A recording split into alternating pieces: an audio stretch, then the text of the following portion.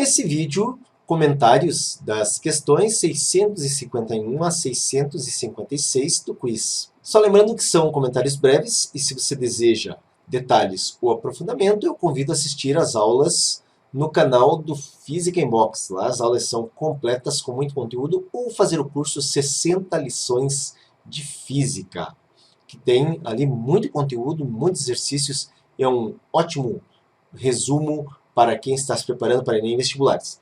Bom, a primeira questão fala a respeito de passar um café imediatamente depois que a água entra em ebulição, e nós temos três locais, um de maior altitude La Paz e o de menor altitude Roma.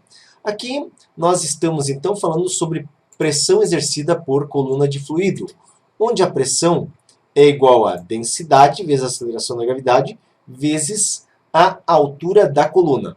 Então observe que quanto maior a altitude de um determinado local, nós temos menor coluna para o fluido. Isso implica, com uma menor coluna de fluido, uma menor pressão e, consequentemente, uma menor temperatura. Então, observe que onde tem maior altitude e menor temperatura para a ebulição seria, em La Paz, a alternativa correta, a alternativa A. A segunda questão se refere ao funcionamento da panela de pressão e traz três afirmações. A letra A diz que, de acordo com a lei dos gases, as variáveis envolvidas no processo são pressão, volume e temperatura. Cuidado, porque aqui o que acontece é que o volume do interior da panela é constante, então essa grandeza não interfere no processo. E o que nós temos de variável que influencia seria pressão e temperatura apenas. No segundo, diz que o aumento da pressão no interior da panela afeta o ponto de ebulição da água, correto, porque com a elevação da pressão, a temperatura de ebulição se torna maior. Então, esse item é verdadeiro. E o terceiro diz que o tempo de cozimento dos alimentos dentro de uma panela de pressão é menor, porque eles ficam submetidos a temperaturas superiores a 100 graus Celsius. Exatamente, com uma pressão maior, a temperatura de ebulição será maior que 100 graus Celsius e os alimentos ficarão sujeitos a essa temperatura e o cozimento vai ocorrer em menor tempo. Portanto, B e C são os itens corretos. A terceira questão trata de mudança de estado físico, onde em A afirma-se que o aspecto da fumaça que se forma no ar ao expirarmos em dias bem frios é um exemplo de condensação. O estado sólido, líquido ou gasoso se diferencia pelo afastamento e pelo nível energético das partículas, onde nós temos que no estado gasoso o afastamento dessas partículas que compõem a substância é máximo. Caso essas partículas, no caso, se aproximem, nós temos a formação dessa gota que corresponde ao estado líquido. Essa fumaça, então, é correto, ela é característica de uma condensação. A afirmação B fala que ao passarmos uma substância de estado sólido para o líquido e em seguida para o gasoso, a substância estará ganhando energia e suas partículas atômicas estarão mais afastadas umas das outras. Isso foi comentado já no primeiro item, portanto, ambos os itens são verdadeiros. A quarta questão trata do diagrama de fase de uma substância.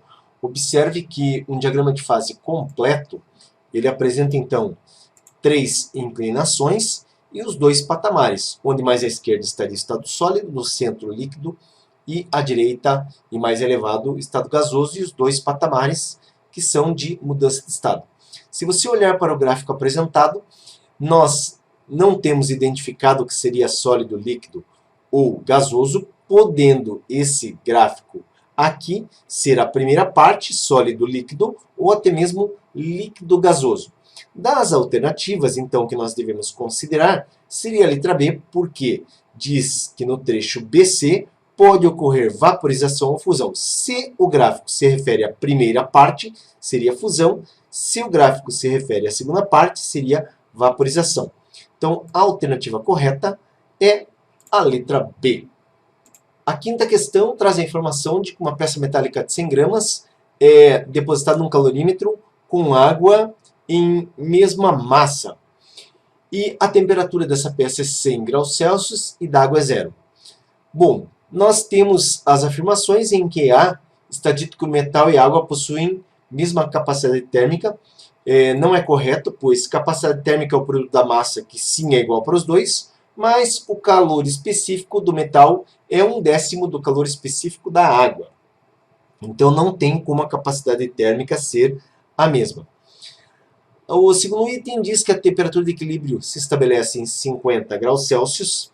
Como o calor específico do metal é menor que o calor específico da água, essa temperatura de equilíbrio fica mais próximo da temperatura da água, portanto, fica abaixo de 50 graus Celsius. A terceira afirmação diz que a temperatura da água não varia mais do que 10 graus Celsius. E o item D diz que a temperatura do metal não varia mais do que 10 graus Celsius. No caso aqui, das substâncias, a que menos varia a temperatura seria a água. Então, o correto é a letra C, em que a água terá a sua temperatura variando em não mais que 10 graus Celsius. Na sexta e última questão, nós temos aqui um gráfico que representa uma troca de calor entre água líquida e gelo. E a partir da análise do gráfico, nós temos 3 afirmações. A primeira diz que no equilíbrio térmico há somente água no calorímetro. Nós não podemos afirmar aqui, no gelo, nessa fase, nesse patamar que nós vemos aqui, se nós temos somente fase líquida com o processo concluído, ou podemos ter tanto sólido quanto líquido. Então, a primeira afirmação ela é incorreta. Não dá para dizer que é somente água no calorímetro, pode ter ainda gelo. A segunda diz que a água perdeu mais calor do que o gelo recebeu. Então, aqui o que acontece? Nós vemos que as curvas elas têm um ponto em comum, um ponto de encontro, mostrando que tudo que é água líquida perdeu de calor, o gelo recebeu de calor. Portanto, essa afirmação também é falsa. E a última fala que a temperatura de equilíbrio é de 0 graus Celsius. Aí sim, observe que o ponto em comum está a 0 graus Celsius. Podemos aqui tanto ter fase líquida quanto sólido e líquida, mas nós vemos que a temperatura aqui é comum. Então, o item C seria a afirmação correta. Finalizamos, então, os comentários desse quiz. Se você deseja mais detalhes ou aprofundamento, lembre-se de assistir às nossas aulas no canal do YouTube ou fazer o curso 60 lições de física, que é um curso de preparação para Enem vestibulares e o preço é muito pequenininho.